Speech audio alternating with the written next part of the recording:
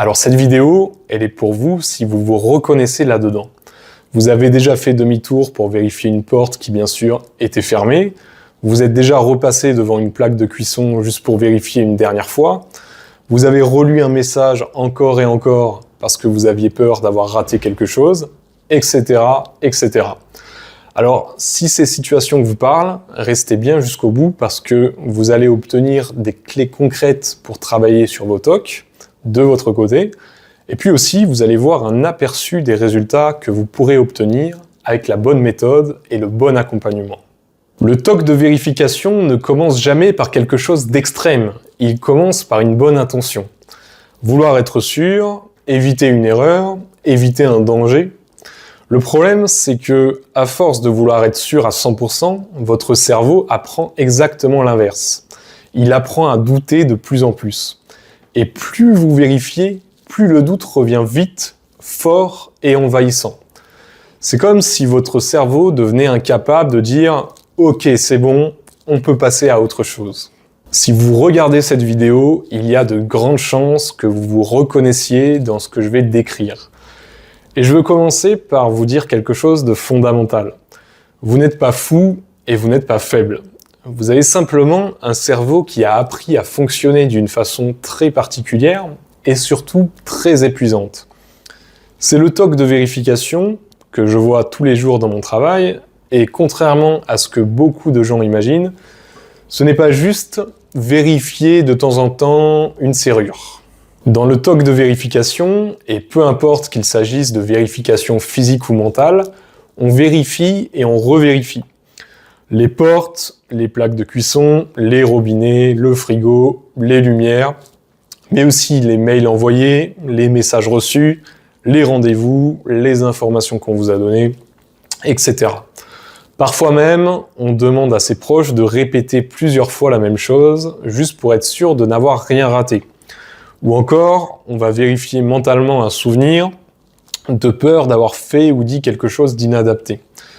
Et même quand tout a été vérifié, même quand on sait rationnellement que tout est OK, il reste ce petit doute. Ce fameux « et si ». Et ce doute, il prend toujours la même forme. Et si j'ai mal vu, et si j'ai oublié quelque chose, et si cette fois c'était différent. C'est exactement comme ça que ça a commencé pour Audrey. Audrey a 45 ans, et quand elle est arrivée dans mon accompagnement Libération, elle passait entre 1 et 2 heures par jour à vérifier. Tout y passait, absolument tout, chez elle, mais aussi dans sa tête. Et plus elle vérifiait, plus son cerveau réclamait de vérifier encore et encore. Et c'est là que beaucoup de personnes se trompent sur le TOC. Le problème, ce n'est pas le doute. Tout le monde doute. Le problème, c'est ce que vous faites quand le doute apparaît.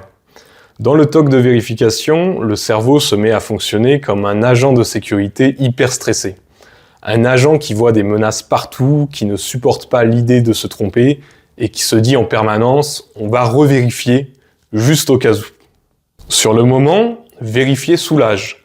L'angoisse baisse un peu, la tension retombe et le cerveau enregistre quelque chose de très simple. Vérifier m'a aidé. Le problème, c'est que ce soulagement, il est très bref. Et que le cerveau, lui, il apprend vite. Il apprend que la seule façon de faire baisser l'angoisse, c'est de revérifier. Et chez Audrey, plus elle vérifiait, plus sa confiance dans sa mémoire diminuait. Elle ne savait plus si elle avait réellement vérifié ou si elle avait juste l'impression de l'avoir fait. Et quand on commence à douter de sa propre mémoire, on finit par douter de tout. Le cerveau n'arrivait plus à graver l'information et tout restait flou. Alors à ce stade, souvent c'est l'entourage qui intervient. Le conjoint rassure, confirme, répète, essaye d'aider, mais sans le vouloir, il finit aussi piégé dans le TOC. Audrey voyait son mari s'épuiser à essayer de la rassurer et elle avait une peur très forte. Transmettre aussi cette anxiété à ses 2 filles. Elle sentait que quelque chose n'allait pas, mais elle ne comprenait pas encore quoi exactement. Et là, je tiens à être très clair avec vous. Le TOC de vérification, c'est pas un manque de volonté. Ce n'est pas un problème de logique. Ce n'est pas parce que vous n'avez pas assez réfléchi. C'est un problème d'apprentissage du cerveau. Un apprentissage qui s'est fait malgré vous et qui vous enferme dans des routines de vérification alors même que vous cherchez à aller mieux. Audrey avait déjà vu un psy avant. Elle avait parlé, beaucoup parlé même, mais elle n'avait pas eu d'outils concrets pour changer ses comportements. Résultat, 1 an de thérapie sans changement réel. Et ça, malheureusement, je l'observe très souvent. Tant qu'on ne comprend pas précisément le mécanisme du TOC, on continue à faire exactement ce qui l'entretient, en pensant pourtant bien faire. Dans la suite de cette vidéo, je vais vous expliquer pourquoi vérifier renforce le doute, pourquoi le cerveau devient littéralement accro à la vérification, et surtout, comment on peut inverser ce mécanisme. Parce que oui, on peut s'en libérer. Pas en forçant, pas en luttant contre ses pensées, mais en apprenant à répondre autrement aux doutes. Et c'est exactement ce qu'Audrey a commencé lorsqu'elle a eu accès à un accompagnement adapté.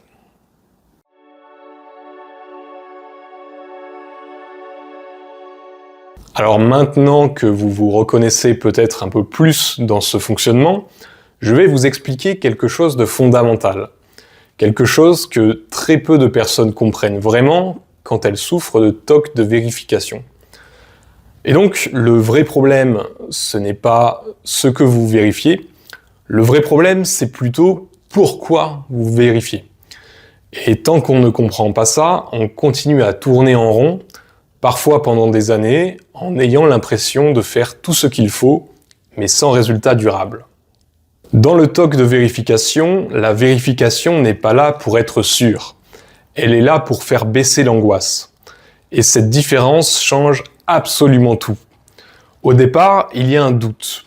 Un doute banal, comme tout le monde peut en avoir, mais chez vous, ce doute déclenche une montée d'anxiété. Et face à cette anxiété, le cerveau cherche une solution rapide. Cette solution, c'est la vérification. Vous vérifiez, l'angoisse baisse et votre cerveau en tire une conclusion simple, vérifier est utile. Le problème, c'est que ce soulagement est temporaire et même très temporaire. Et donc le cerveau, qui, comme on l'a dit, fonctionne par apprentissage, il ne retient pas ce qui est vrai ou ce qui est faux, il retient ce qui fait baisser l'inconfort. Résultat, à chaque fois que vous vérifiez, vous renforcez inconsciemment l'idée que le doute est dangereux et qu'il faut absolument agir dessus. C'est exactement comme donner une friandise à un chien anxieux à chaque fois qu'il aboie.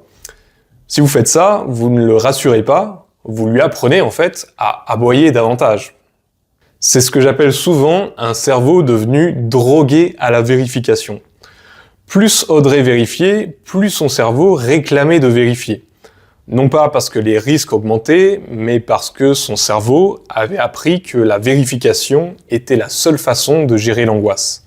Et comme toute addiction, il fallait de plus en plus de vérifications pour obtenir le même apaisement. 1 fois ne suffisait plus, 2 fois non plus, alors on recommence et on recommence. Alors à ce stade, quelque chose d'autre se met en place et il est crucial de le comprendre. En fait, en vérifiant sans cesse, vous envoyez à votre cerveau un message très clair. Je ne peux pas faire confiance à ma mémoire. Et plus vous envoyez ce message, plus votre cerveau s'exécute. Il devient moins précis, moins fiable, moins confiant. Ce n'est pas que votre mémoire est mauvaise, c'est qu'on l'empêche de faire son travail. Plus vous la sollicitez de manière compulsive, moins elle se consolide. C'est pour ça que beaucoup de personnes me disent « Avant, j'étais sûr de moi, maintenant, je doute de tout ». Et en fait, ce n'est pas un hasard. Le TOC de vérification attaque directement la confiance que vous portez à votre mémoire. Chaque vérification efface la précédente, comme si rien n'est jamais validé une bonne fois pour toutes. Et forcément, dans ces conditions, le doute revient encore plus vite et encore plus fort. Et c'est aussi pour ça que la simple discussion ne suffit pas. Audrey avait compris intellectuellement que ses peurs étaient excessives, elle savait rationnellement que tout allait bien, mais son cerveau émotionnel, lui, continuait d'apprendre autre chose à travers ses comportements. Et donc, tant que les vérifications continuaient, le TOC continuait à se renforcer. Et c'est là que beaucoup de thérapies échouent, parce qu'on parle beaucoup du contenu des pensées, mais pas assez de ce que la personne fait concrètement face au doute. Et c'est précisément pour ça que la TCC, thérapie cognitive et comportementale, et en particulier l'EPR, exposition avec prévention de la réponse, est aujourd'hui le traitement de référence pour les TOC. L'EPR, c'est apprendre à s'exposer volontairement au doute et à l'angoisse sans faire de vérification. Non pas pour se faire violence, mais pour réapprendre au cerveau une information essentielle. C'est que le doute peut exister sans que je fasse quoi que ce soit, et l'angoisse finit par redescendre toute seule. Et c'est ça qu'Audrey a commencé à faire dans l'accompagnement. Elle n'a pas cherché à se rassurer davantage, elle a appris à ne plus répondre automatiquement au TOC. Et petit à petit, son cerveau a désappris l'association doute égale danger. Ce n'est pas magique, ce n'est pas instantané, mais c'est extrêmement puissant quand c'est bien compris et bien appliqué. Et donc, dans la partie suivante, je vais vous expliquer concrètement ce qui permet ce changement et comment on peut l'installer dans la durée.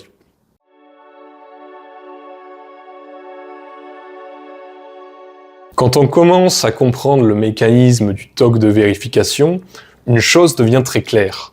Le problème n'est pas d'avoir des pensées de doute, le problème, ce n'est pas non plus l'angoisse, le vrai problème, c'est la réponse automatique que vous avez apprise face à ces pensées. Et tant que cette réponse reste la même, le TOC continue de tourner, même si vous comprenez tout sur le plan intellectuel. C'est pour ça que, comme je le dis souvent, le but n'est pas de supprimer les pensées. Si c'était possible, évidemment, ça se saurait depuis longtemps. Le but, c'est plutôt de changer votre relation au doute, d'apprendre à laisser une pensée exister sans agir dessus, de laisser une sensation d'angoisse monter puis redescendre sans chercher à la contrôler. Et ça, c'est exactement ce que permet la TCC quand elle est bien appliquée. Dans l'EPR, exposition avec prévention de la réponse, on s'expose volontairement au déclencheur du TOC et surtout, on ne fait pas la compulsion. Alors concrètement, ça veut dire quoi ? Ça veut dire accepter de ne pas revérifier une porte, accepter de ne pas retourner voir la plaque de cuisson, accepter de ne pas redemander une information. Et on fait ça non pas pour se mettre en danger, mais pour envoyer au cerveau un message totalement nouveau. C'est que le doute peut être là et il ne se passe rien. Au début, c'est inconfortable, parfois très inconfortable. L'angoisse monte, le cerveau crie, tout donne envie de vérifier. Et c'est précisément là que quelque chose de fondamental se produit. Si vous tenez suffisamment longtemps sans ritualiser, l'angoisse finit par redescendre d'elle-même. Et quand le cerveau fait cette expérience, encore et encore, il apprend une nouvelle règle. L'angoisse n'est pas dangereuse et elle n'a pas besoin d'être contrôlée. Et c'est ça qu'Audrey a commencé à vivre dans l'accompagnement Libération. Elle a appris à repérer les pensées hameçons, vous savez, ces pensées qui cherchent à l'entraîner vers la vérification. Au lieu de discuter avec ses pensées, au lieu d'essayer de se rassurer, elle a appris progressivement à les laisser passer. Et petit à petit, elle a retrouvé du discernement. Elle se disait des choses comme « c'est absurde, ce n'est pas grave, c'est mon TOC, il ne va rien se passer ». Et puis surtout, le plus important, elle a réduit progressivement ses vérifications. Alors un point très important que je veux souligner ici, c'est que ce travail n'est pas linéaire. Il y a des jours avec et des jours sans. Des moments où le doute revient plus fort, parfois même sur de nouveaux sujets. Et ce n'est pas un échec et ce n'est même pas un retour en arrière. C'est simplement le cerveau qui teste encore ses anciennes stratégies. Et plus vous maintenez les nouvelles réponses, c'est-à-dire votre nouvelle façon d'y réagir, plus ces tentatives vont s'épuiser. Si vous vous reconnaissez là-dedans, si votre TOC donc a tendance à changer de thème, je vous invite au passage à regarder ma vidéo dédiée à ce sujet qui s'appelle « Le piège du recyclage des TOC ». À mesure que le TOC perd de sa force, il y a quelque chose d'autre qui réapparaît. De l'espace mental et de l'énergie. Audrey racontait qu'elle se sentait à nouveau présente, plus disponible pour sa famille, plus capable de se concentrer sur l'instant, et elle ne passait plus ses journées à surveiller ses pensées ou son environnement. Et donc cette liberté retrouvée est souvent ce qui motive le plus à continuer. Et c'est aussi important de comprendre que ce changement ne repose pas sur un effort de volonté permanent.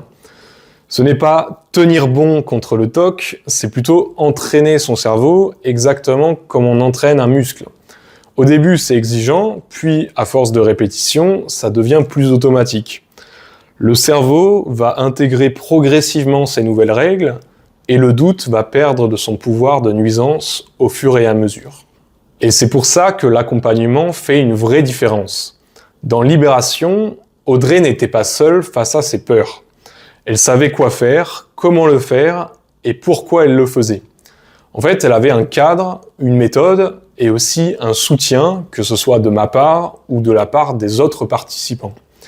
Et c'est ce qui lui a permis de tenir dans les moments difficiles jusqu'à ce que les compétences deviennent naturelles. Et maintenant, dans la dernière partie, je vais vous expliquer comment passer à l'action concrètement et pourquoi, lorsqu'on est bien accompagné, les résultats peuvent vraiment s'installer dans le temps.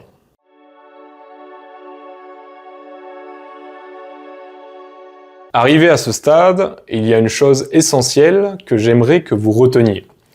Comprendre le TOC de vérification, c'est indispensable, mais ce n'est pas suffisant. Beaucoup de personnes comprennent très bien leur TOC, savent expliquer le mécanisme, connaissent même la TCC et l'EPR sur le plan théorique, et malgré tout ça, restent bloquées. La différence, elle ne se fait donc pas sur la compréhension, elle se fait plutôt sur l'application concrète au quotidien de ce qui marche. Et c'est exactement là que beaucoup lâchent. Pas parce qu'ils ne sont pas capables, mais parce qu'ils essayent d'appliquer quelque chose de difficile, seul et sans cadre clair. L'exposition, par exemple, ne se fait pas n'importe comment. Il ne s'agit pas de tout arrêter du jour au lendemain, il s'agit plutôt d'y aller de façon progressive. D'apprendre à hiérarchiser ses vérifications, à commencer par celles qui génèrent un inconfort supportable et à augmenter graduellement la difficulté. En fait, le cerveau a besoin d'y aller étape par étape pour intégrer les nouvelles règles. Lorsque c'est bien appliqué, ça fonctionne, comme pour Audrey. Dans Libération, évidemment, elle n'a pas été jetée face à ses peurs sans préparation. Elle a appris à s'exposer de façon progressive, structurée, avec des objectifs clairs. Ce qui a fonctionné pour elle, c'est qu'elle savait pourquoi elle faisait chaque exercice et ce que son cerveau était en train d'apprendre à ce moment-là. Et ça change tout. Mais l'exposition seule ne suffit pas. Il y a aussi des compétences essentielles à développer pour ne pas replonger dans les automatismes du TOC. Par exemple, la diffusion. La diffusion, c'est apprendre à voir une pensée comme une pensée et non pas comme un fait. C'est aussi, quand une pensée de doute apparaît, de ne plus la prendre au pied de la lettre, de ne plus la traiter comme une alerte urgente, mais comme un événement mental parmi d'autres. Il y a aussi l'acceptation émotionnelle. Et ça, c'est souvent contre-intuitif pour beaucoup de personnes. Accepter l'angoisse, ça ne veut pas dire l'aimer ou la rechercher, ça veut plutôt dire d'arrêter de la combattre, d'arrêter de chercher à la faire disparaître à tout prix. Et donc, pour revenir à Audrey, elle a appris à laisser l'angoisse être là, à la ressentir dans son corps, sans chercher à la neutraliser par la vérification. Et paradoxalement, plus elle acceptait cette sensation, moins elle durait longtemps. Et c'est en combinant ces compétences que les choses commencent à vraiment changer. L'exposition progressive, la diffusion par rapport aux pensées et l'acceptation des émotions forment un ensemble cohérent. Ce n'est pas une question de volonté, c'est plutôt une question d'entraînement. Et comme tout entraînement, ça demande de la répétition, du feedback et parfois d'être soutenu quand c'est plus difficile. Audrey racontait qu'au fil du temps, elle détectait ses pensées obsessionnelles de plus en plus tôt, qu'elle n'avait même plus besoin de se rassurer intérieurement. Elle laissait passer et l'angoisse redescendait souvent plus vite qu'avant. Elle retrouvait de l'énergie pour autre chose, pour sa famille, pour les moments simples du quotidien. Et au fil du temps, comme vous pouvez le lire juste ici, Audrey s'est complètement libérée des TOC. Et donc tout ce travail, comme vous l'avez compris, ça demande de l'engagement. Mais je tiens quand même à vous dire que ça ne demande rien d'impossible ou d'insurmontable. Ça demande plutôt une méthode claire et adaptée à votre situation. Et c'est pour ça que se faire accompagner par un professionnel formé à la TCC et spécialisé dans les TOC, ça change profondément la trajectoire. Parce que vous ne serez plus seul face aux doutes, et puis vous saurez quoi faire, même quand l'angoisse est forte. Alors j'espère que cette vidéo vous a parlé, vous a donné quelques clés, vous a peut-être même insufflé de l'espoir sur le fait que vous aussi, vous pouvez retrouver une vie plus apaisée et plus libre. Si vous voulez aller plus loin, j'ai mis en description une vidéo d'information gratuite. C'est un peu ma vidéo principale, la plus travaillée, celle dont je suis aussi le plus fier. Et dans cette vidéo, j'explique plus en détail les mécanismes du TOC, notamment du TOC de vérification. Dans cette vidéo, je montre aussi concrètement comment j'accompagne les personnes qui souffrent de TOC. Alors c'est tout pour aujourd'hui, n'hésitez pas à vous abonner parce qu'il y a d'autres vidéos sur les TOC qui vont arriver pendant l'hiver. Vous pouvez aussi me laisser un petit commentaire sympa si cette vidéo vous a aidé, ça me fera très plaisir.